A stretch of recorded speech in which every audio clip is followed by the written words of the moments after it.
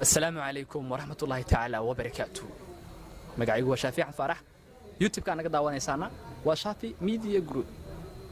قلبتنا وسؤالها تدوينه سؤال أن يويدي دونا قاركميدا أصحابتين وقارين كسودو برادا يوتيوب channel شافي ميديا جروب وده مقعي كبلابه وانا مقعي وشاوي أصور مثلا محمد قاسم شاوي وانا شافعي هذا ما سنت برادا يعني سؤال أيام كويدي دونا سودا بل فيلا أنا كجواب إن شاء الله.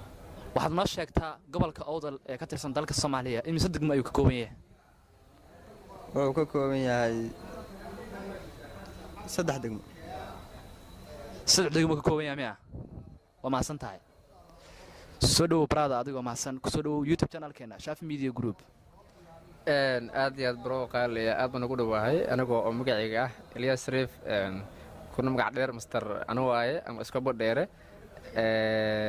su'aasha hada isku dayo oo saaxiibka weydiisay gobolka Awdal wuxuu ka kooban yahay asla yahay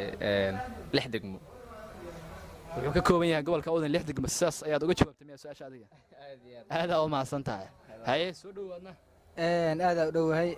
kanaalka oo ku dhawahay su'aashan hadii ay weydiisay jawaabteeda gobolka Awdal ma tiri waxaan ku yiri gobolka Awdal imis degmo ayuu ka kooban yahay ee dalka Soomaaliyeed gobolka Awdal wuxuu ka kooban yahay adiga gobolka Awdal wuxuu ka kooban yahay 12 degmo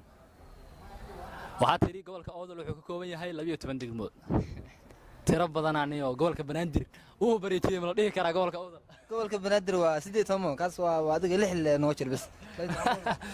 aad iyo aad u maasantiin kuwaas waxay hayeen qaar kamid ah asxaabteena oo aan weydiinay su'aalo